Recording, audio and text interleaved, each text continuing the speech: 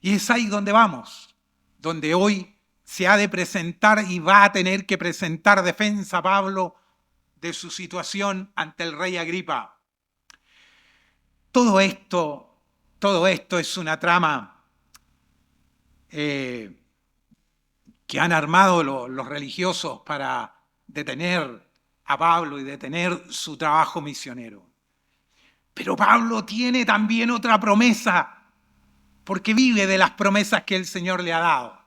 Y una de esas promesas es que el Señor, cuando le llamó, le dijo que él había sido llamado no solo como apóstol a los gentiles, sino que él también daría testimonio y presentaría el evangelio delante de los pueblos, delante de gobernadores, delante de reyes y delante de emperadores.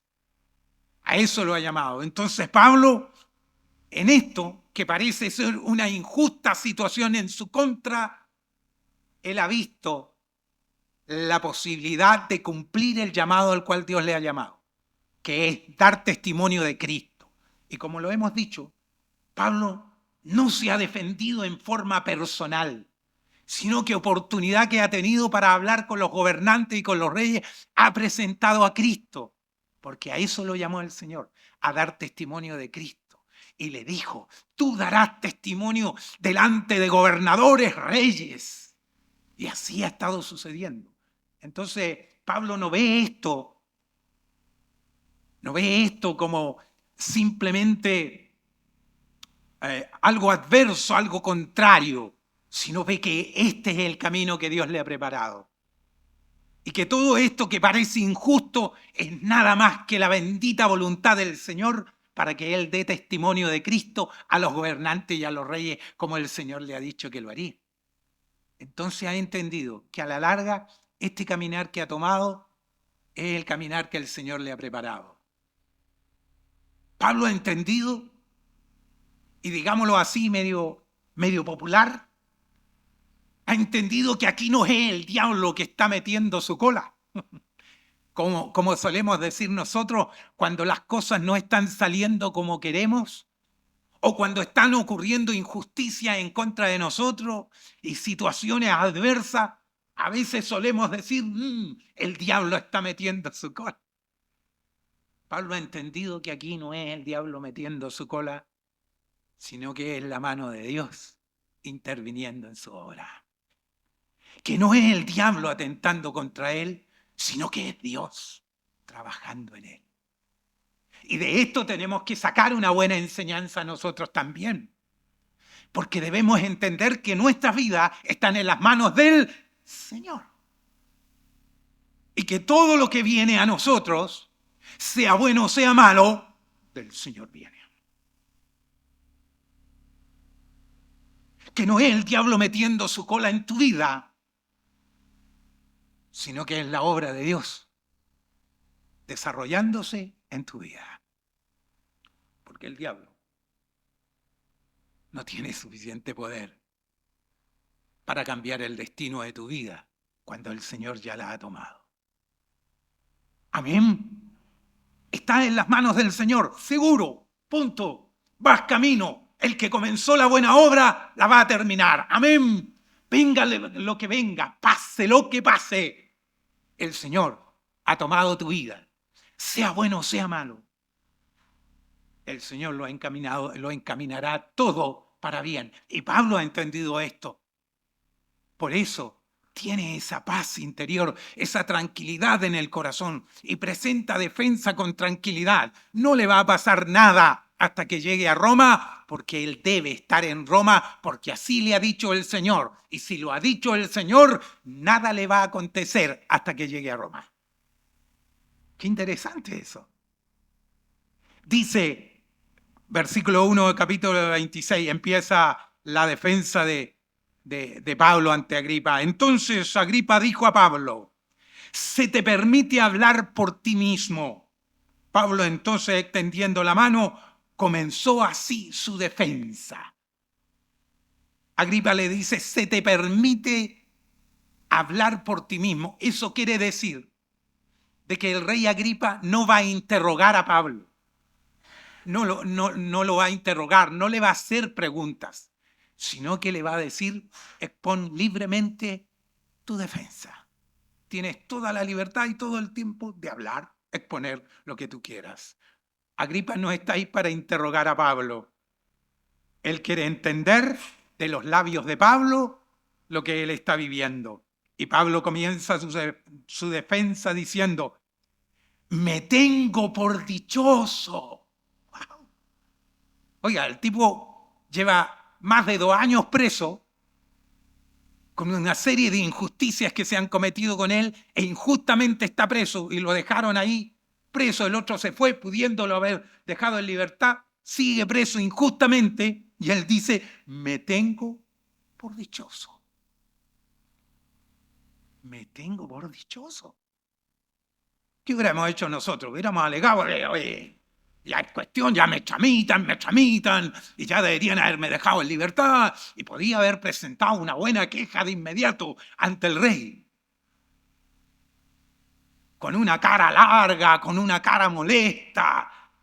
Pero dice: me tengo por dichoso. Me tengo por dichoso, oh rey Agripa, de que haya de defenderme hoy delante de ti de todas las cosas de que soy acusado por los judíos. Está dichoso porque se puede parar ante el rey. Hasta aquí he hablado con encargado de soldado, hasta aquí se ha defendido delante de un centurión, de un guardia de soldados, se ha defendido ante gobernadores, o sea, ha testificado delante de gobernadores, y ahora está parado delante del rey, delante de un rey. Entonces él dice: me tengo por dichoso. Me dijeron que iba a testificar delante de gobernadores y delante de reyes, y aquí estoy. Eso lo hace dichoso. Me tengo por dichoso, oh rey Agripa, de que haya de defenderme hoy delante de ti de todas las cosas de que soy acusado por los judíos, mayormente porque tú conoces todas las costumbres y cuestiones que hay entre los judíos, por lo cual te ruego que me oigas con paciencia. Porque el rey Agripa es de ahí, ha estado todo el tiempo ahí. Él ha estado entre los judíos. Él conoce las costumbres, las tradiciones y las leyes de los judíos. No es como Festo, que Festo es un gobernador que ha llegado y no entiende nada, no sabe nada de los asuntos de los judíos. Pero Agripa sí sabe. Por eso él dice: dichoso de pararme delante de alguien que entiende estas cuestiones, que sabe de este asunto, que no tengo que explicarle muchas cosas. Es dichoso pararme delante de ti, rey, y presentar defensa, porque yo sé que tú conoces de estas cosas. Apela al conocimiento que Agripa tiene de la ley y los profetas, de las costumbres de los judíos. Apela al conocimiento que el rey Agripa tiene y le dice: para que me oigas con paciencia. O sea, me voy a tomar mi tiempo. Quiero que pongas atención, rey. Quiero que escuches lo que voy a decir con paciencia. Y no porque vaya a defenderse, no porque quiera que Agripa entienda su defensa, sino porque quiere que entienda el Evangelio. Porque quiere que entienda quién es Jesús. Porque quiere que entienda qué se significó Jesús, qué significa el Evangelio. Por eso le dice: quiero que me escuches con paciencia. Mi vida, pues, desde mi juventud, la cual desde el principio pasé en mi nación, en Jerusalén, la conocen todos los judíos, los cuales también saben que yo desde el principio, si quieren testificarlo, conforme a la más rigurosa secta de nuestra religión, viví fariseo. Viví fariseo. Nótese que no dice viví como fariseo, sino dice viví fariseo. O sea, él no vivía como fariseo, él era fariseo. Porque se puede Vivir como, pero ser es otra cosa. Pablo no vivía como un fariseo, él era fariseo. Él era fariseo. Lo que él hacía no lo hacía sino lo hacía porque era. Es como decir, yo no vivo como cristiano, usted, sino yo vivo en Cristo. Yo vivo en Cristo. Él decía, yo viví fariseo, yo viví. Usted dice, vivir como cristiano lo puede hacer cualquiera. Sin ser convertido puede vivir como cristiano. Porque cumplir reglas, cumplir normas y hacer apariencia, vestirse como cristiano, por decir así. Vivir como cristiano, eso lo puede conseguir gente. De hecho, hasta el final, ¿se acuerdan ustedes esos que le dicen al Señor, Señor, en tu nombre echamos fuera demonios, en tu nombre hicimos tantas cosas? Y el Señor les dirá, apartados de mí, hacedores de maldad, yo nunca os conocí. Es porque ellos vivieron como, pero no vivieron. No eran cristianos, vivían como cristianos, pero no eran cristianos. Hay una diferencia entre vivir como y ser. Y ser. Hoy tenemos en la iglesia mucha gente que pulula por la iglesia simplemente viviendo como cristianos, pero sin ser cristianos. Porque ser cristiano no es lo mismo que vivir como cristiano. El que vive como cristiano tiene una fe de un templo entre cuatro paredes. Tiene una fe que la vive delante de los demás, pero no tiene una fe que viva en intimidad. ¿Entiende eso? Como decía una canción por ahí, cuando nadie me ve, ¿puedo ser o no ser?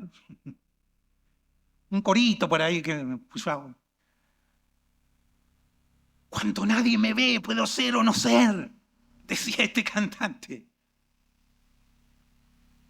Y vivir como cristiano es así. Cuando nadie me ve, puedo ser o no ser. Y hay creyentes que viven como cristianos, viven de apariencia hacia los demás, siempre que están delante de los demás, toman una posición cristiana, una vestimenta cristiana, una actitud cristiana. Pero cuando están en la soledad, cuando están en la intimidad, cuando nadie los ve, pueden ser o no ser. Interesante esta declaración de Pablo. Yo no viví como fariseo. Yo fui fariseo. Celoso, riguroso. De los fariseos, de las sectas de los judíos más severa eran los fariseos. Y él no aparentaba, él no aparentaba ser fariseo, él era fariseo.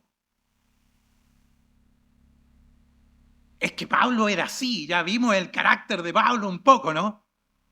Pablo era o no era. Por eso que cuando Pablo tiene este encuentro con el Señor, su cambio es tan radical.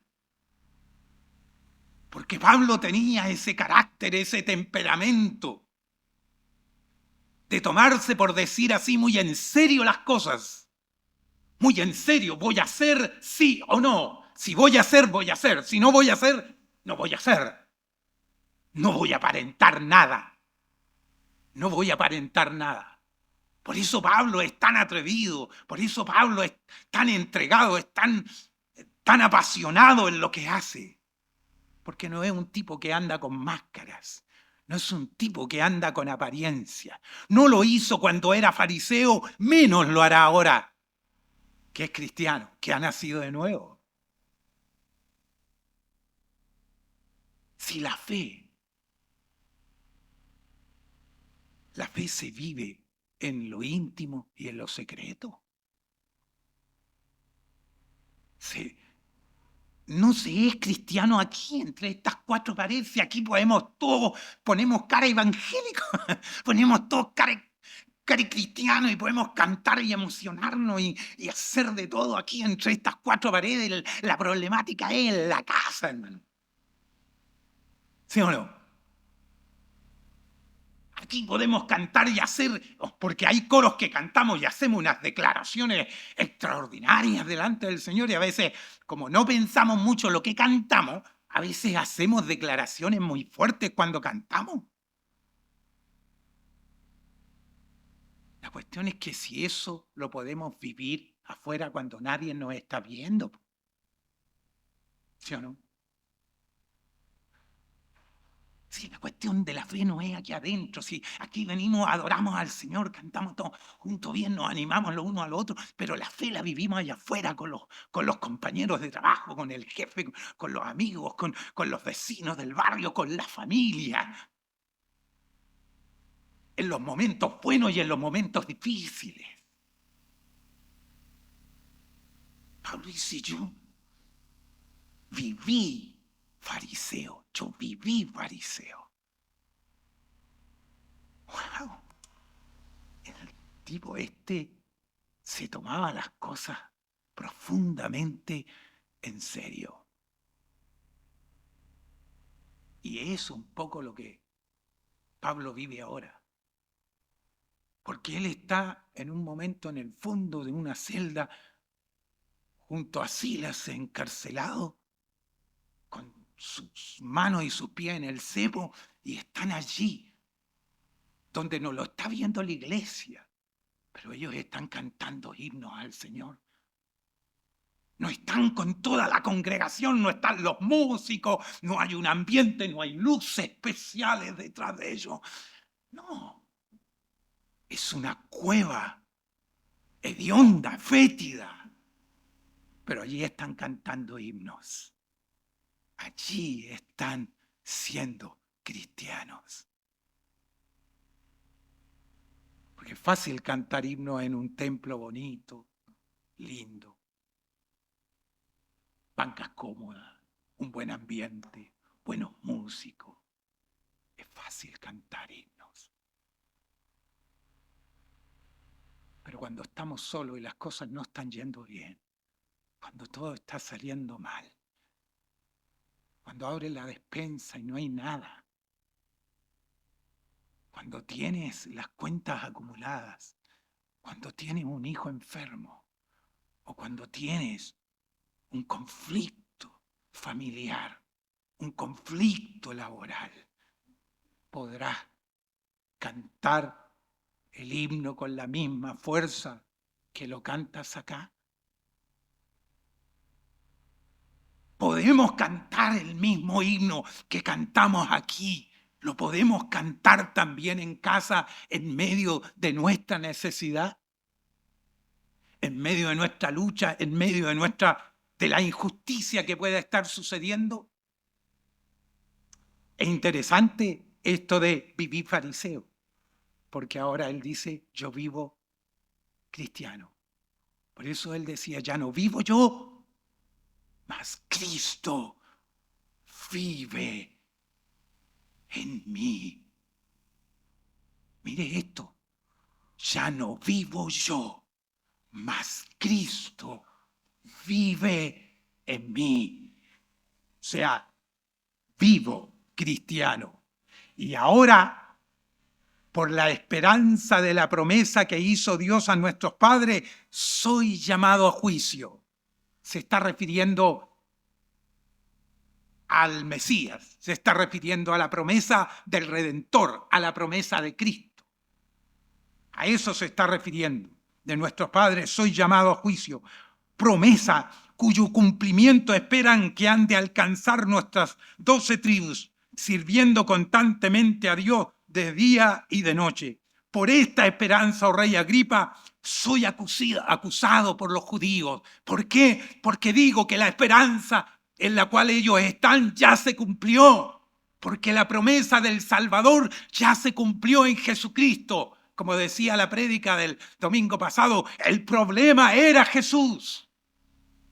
Para los judíos el problema era Jesús. Cuando Pablo nombró a Jesús, ¡pum!, se alborotaron.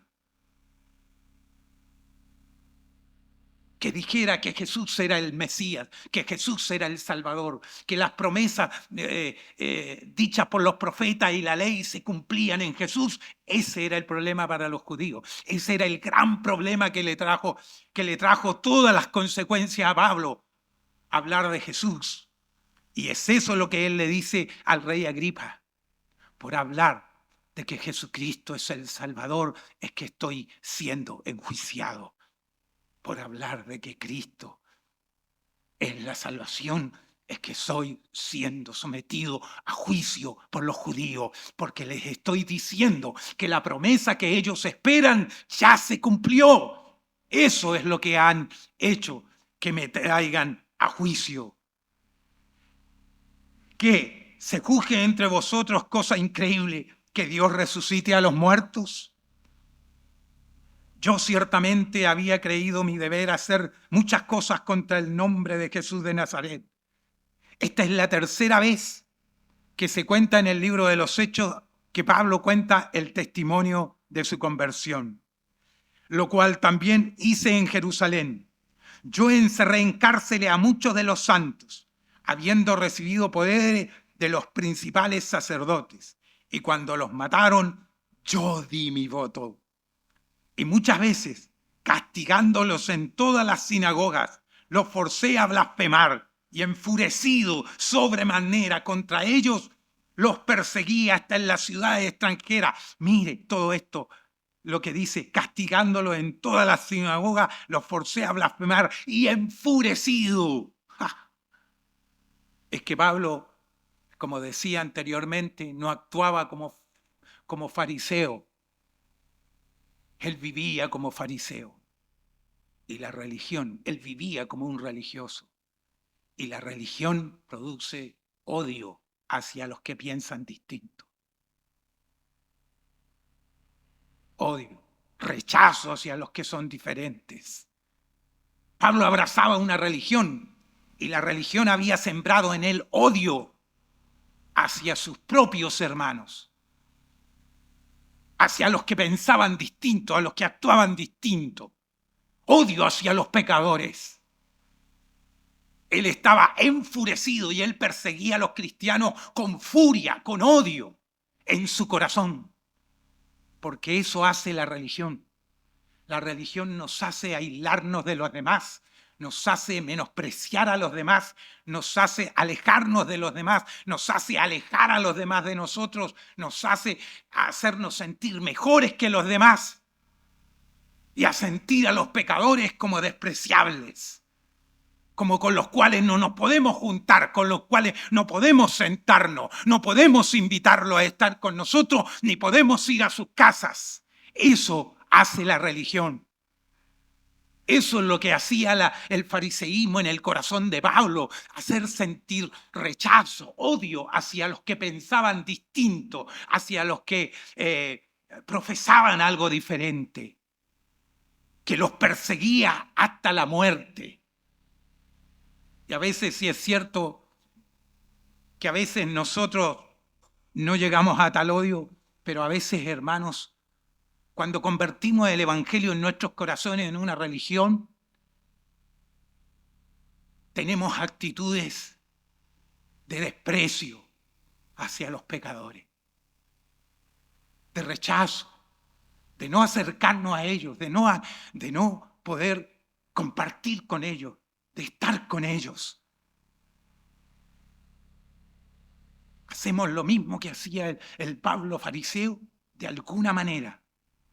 Nos alejamos de los homosexuales, de las lesbianas, nos alejamos de los ladrones, de los drogadictos. Ellos no pueden estar entre nosotros, no podemos sentarnos a comer con ellos, no podemos compartir con ellos, no podemos tenerles como compañeros de trabajo, no podemos estar con ellos ni acercarnos.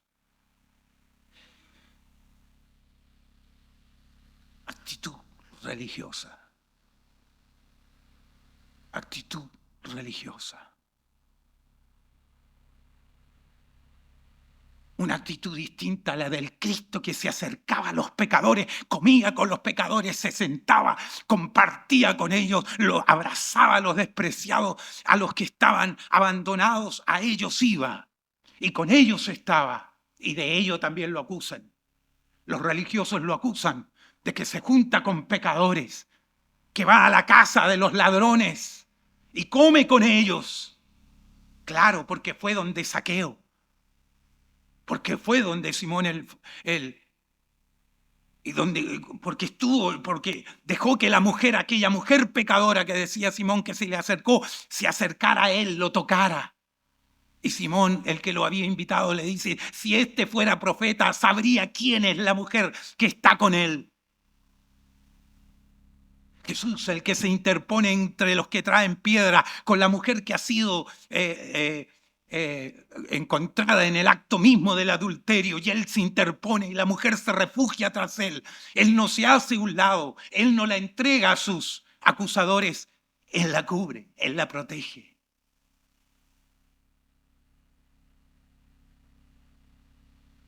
Es que o actuamos como cristianos o somos cristianos.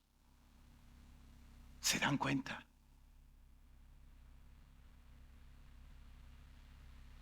A Pablo lo acusan. Lo acusan porque metió a los gentiles, metió a un gentil al templo, cosa que no era verdad. Pero para ellos es más importante un edificio, un lugar, que las personas. Para ellos era más importante que se cumplieran los ritos, a que se respetara la vida humana. ¿Por qué tus discípulos comen en día de reposo? ¿Por qué arrancan espigas en día de reposo?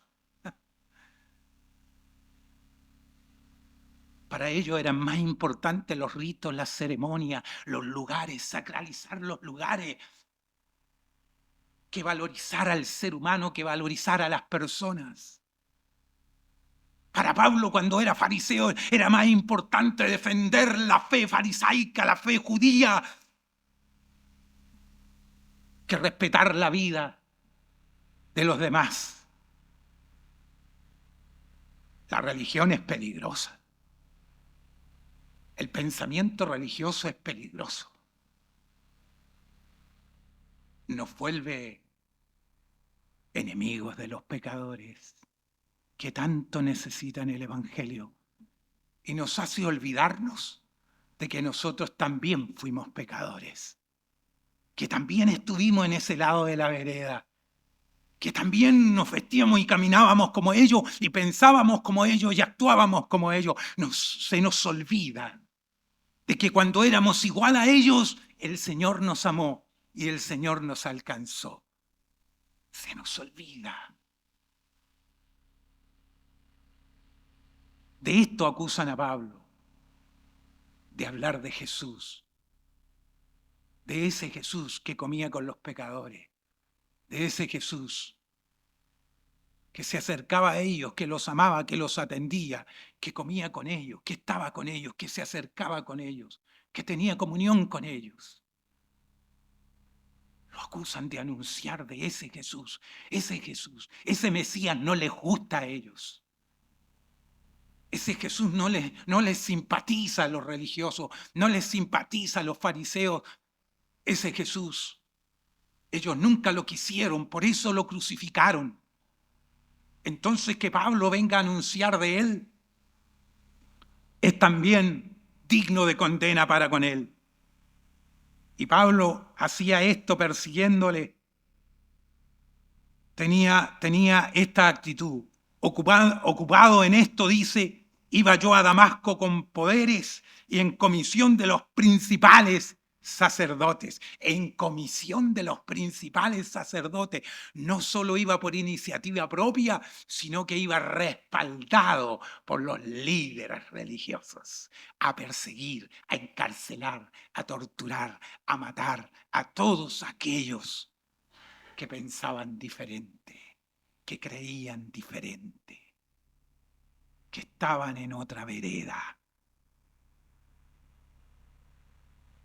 Cuando a mediodía, oh rey, Yendo por el camino vi una luz del cielo que sobrepasaba el resplandor del sol, la cual me rodeó a mí y a los que iban conmigo.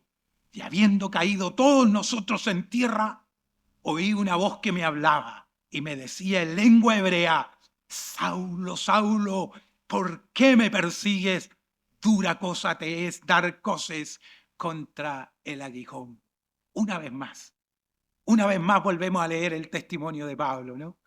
De este encuentro con el Señor, con una luz más resplandeciente que la luz del mediodía, se le aparece el Señor y le cuenta, una vez más le da testimonio de lo que ha sido su encuentro con el Señor Jesucristo y lo que el Señor le ha dicho: dura cosa te es dar coces contra el aguijón. El aguijón era eso, una vara que se ocupaba para picar a los animales, para piconear a los animales, para corregirles el andar. Y cuando los animales no querían, golpeaban el aguijón y se hacían heridas. Y lo que Pablo le dice: mira, Dios con el aguijón te está encaminando y tú más encima te das vuelta y empiezas a golpear el aguijón. Lo único que estás haciendo es lastimarte a ti mismo.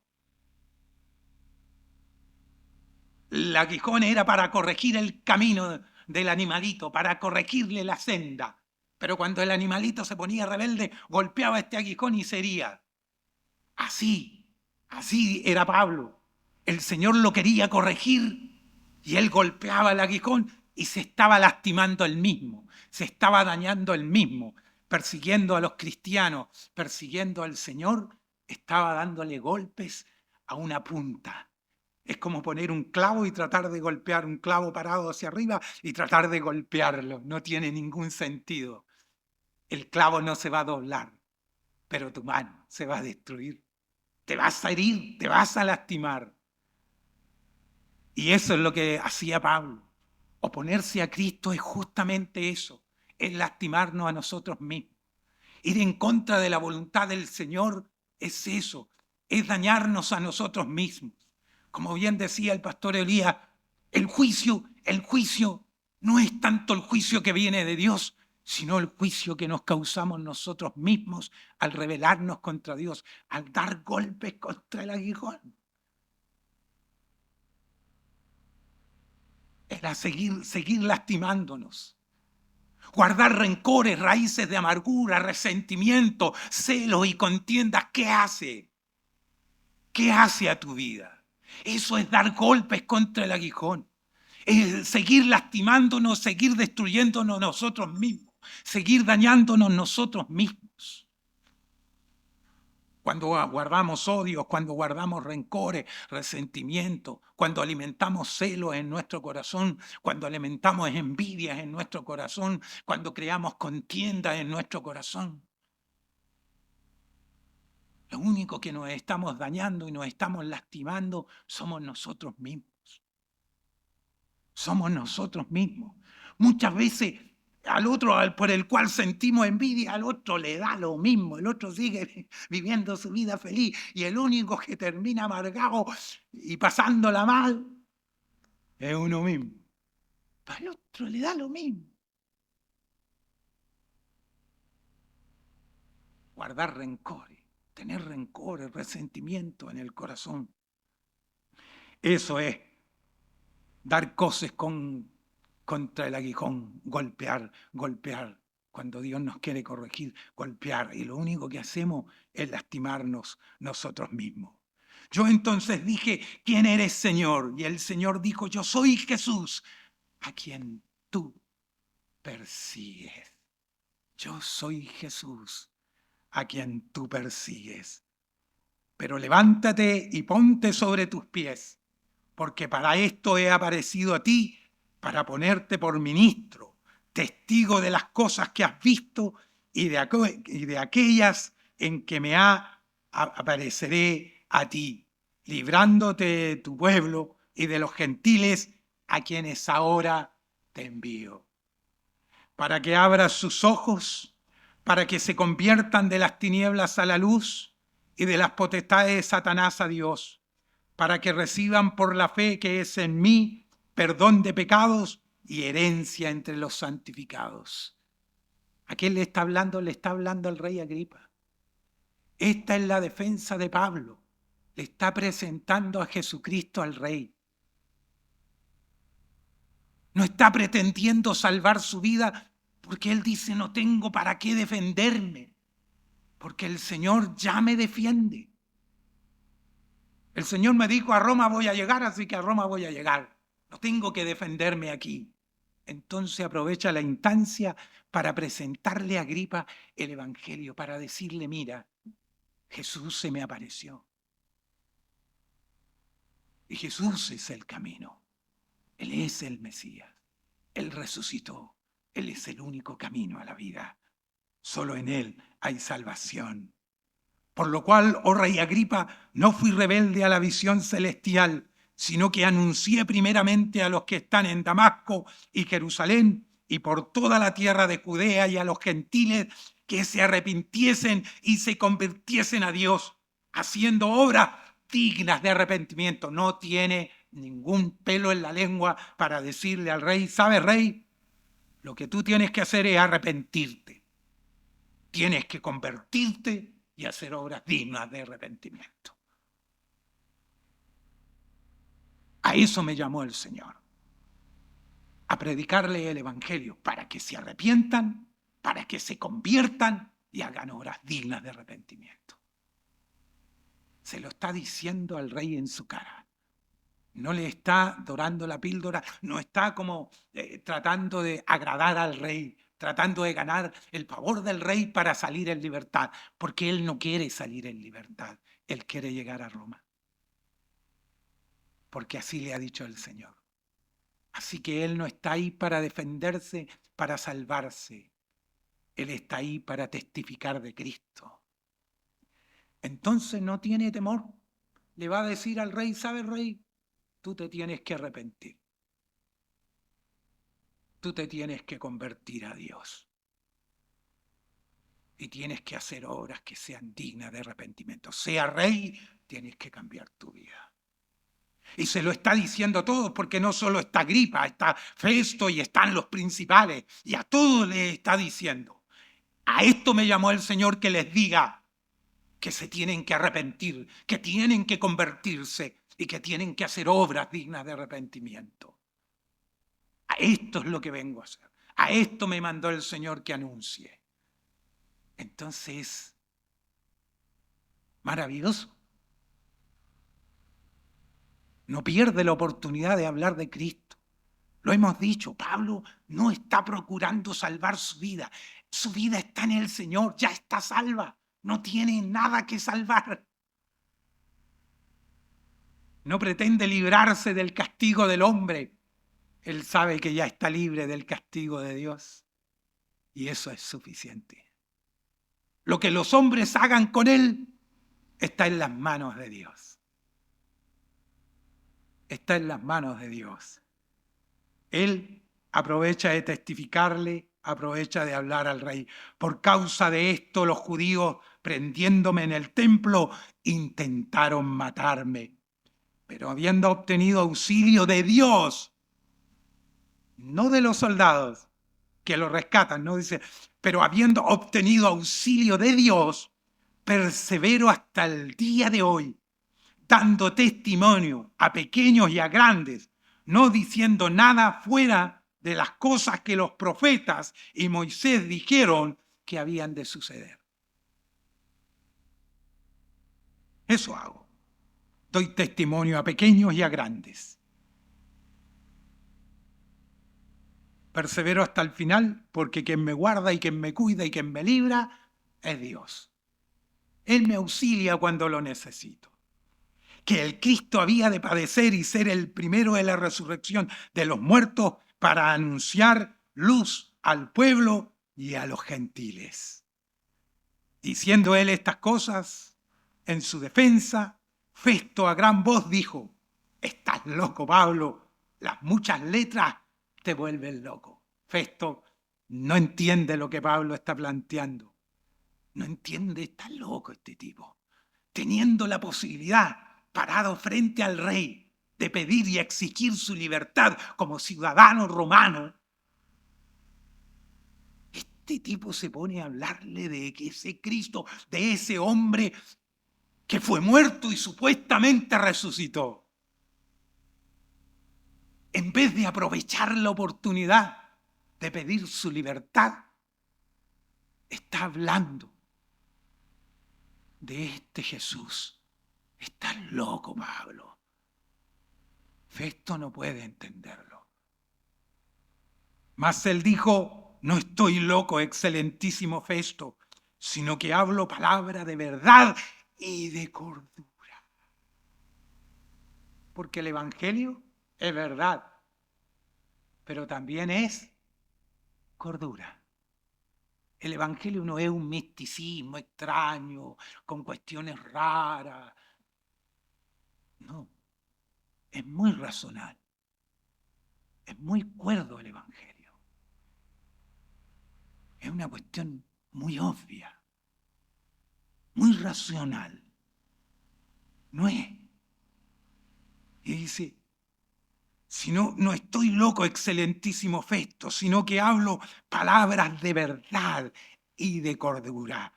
Pues el rey sabe estas cosas, recordándole a Agripa, ¿no? Delante de quien también hablo con toda confianza, porque no pienso que ignora nada de esto, pues no se ha hecho esto en algún rincón. Dice, el rey sabe de esto. Está hablando con Festo. Le dice: mira, Festo, el rey, y mira, Agripa, el rey que está aquí presente, él sabe de estas cosas, porque estas cosas no se han hecho en oculto. Estas cosas las saben todos. Todos los judíos que conocen la ley y que conocen los profetas saben de estas cosas. Y saben que estas cosas se cumplieron en Jesús. Él sabe. Y el rey, usted rey, sabe. Lo confronta. Como decir: tú sabes que estoy diciendo verdad. Tú sabes que lo que estoy diciendo es cuerdo. Tú sabes, rey Agripa, que estoy hablando conforme a la ley y conforme a los profetas. Tú sabes que tengo base escritural para decir lo que digo. Tú sabes que tengo suficientemente respaldo de que lo que sostengo y lo que digo es verdad. ¿Cierto, rey Agripa? Esto no se ha hecho a escondida. ¿Crees, oh rey Agripa, a los profetas? ¡Wow! Lo está poniendo en apuro. ¿Crees, oh rey, en los profetas? Y le dice: yo sé que crees.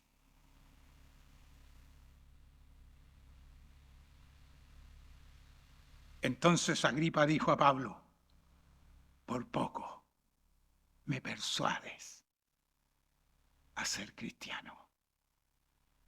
Por poco. Estuvo a punto y dijo que no. Entendió racionalmente, intelectualmente la verdad, porque no había argumento en contra de lo que Pablo estaba exponiendo. Y él, que era conocedor de ello, estuvo a punto. Por poco. ¿Qué le faltó? ¿Qué le faltó a Agripa para convertirse? ¿Qué le faltó? ¿Por qué Agripa se quedó en el poco? Por poco me persuades. Casi, hay algunos, casi me convierto. Algunos dicen: ¿sabe? Oí el Evangelio y estuve a punto de pasar adelante, pero me quedé. Estuve a punto de decirle a Jesús que entrara en mi corazón, pero solo a punto. ¿Cuánta gente se queda en él? Estuve a poco, estuve a punto, casi,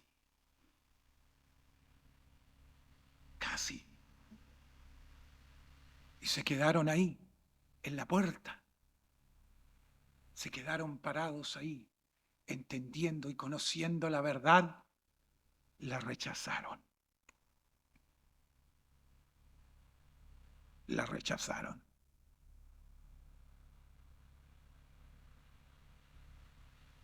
Pablo está ahí para dar testimonio de Cristo y presentarlo lo más claro posible delante del gobernador, delante de todas las autoridades y delante del rey. No puede perder el tiempo tratando de defender su propia vida. Hay que salvar la vida del pecador. Hay que salvar la vida del pecador, no defender nuestras vidas.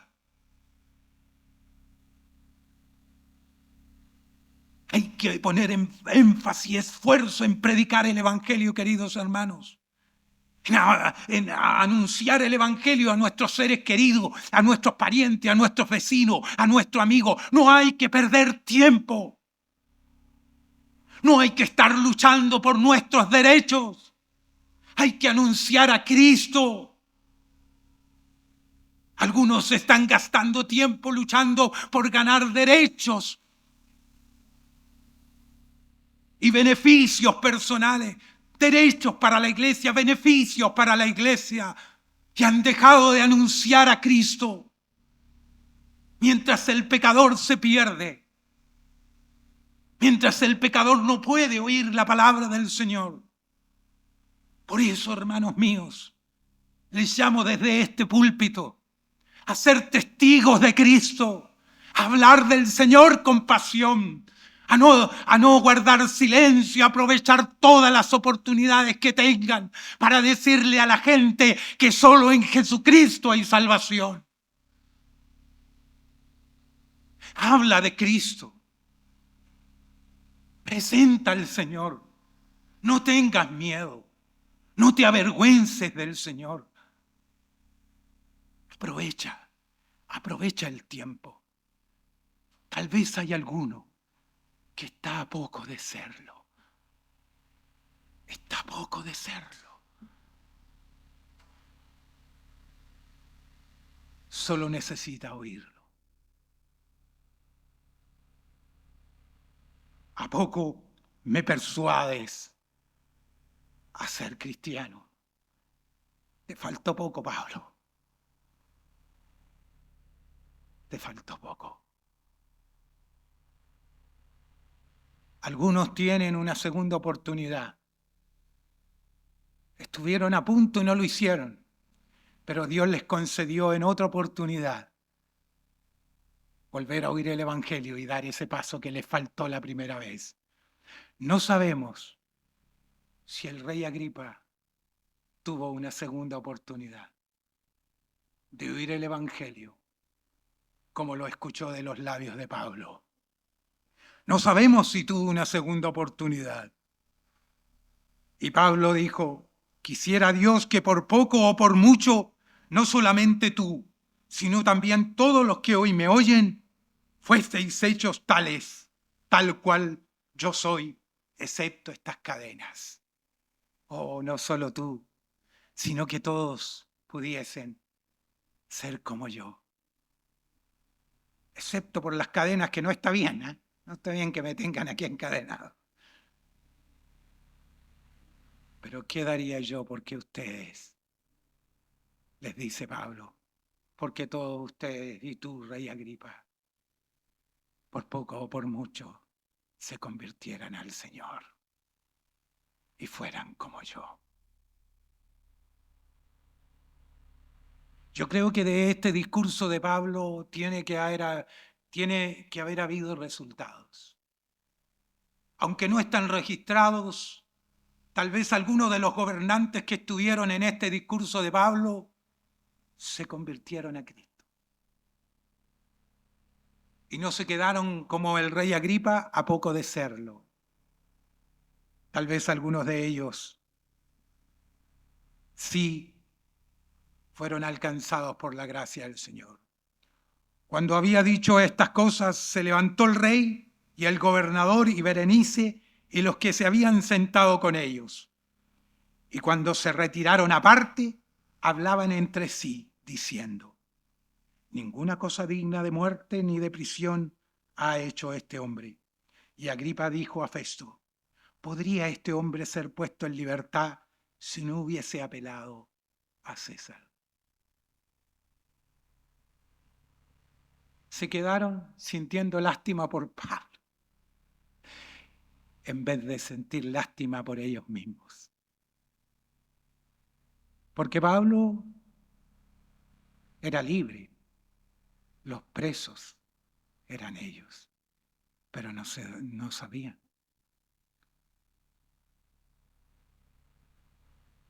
Se fueron conversando Festo, Agripa y los demás diciendo: qué pena, no hay ninguna razón para tenerlo preso, no hay ninguna razón de muerte este hombre, qué pena que haya apelado a César, porque podíamos haberlo dejado en libertad al tiro, qué pena por él.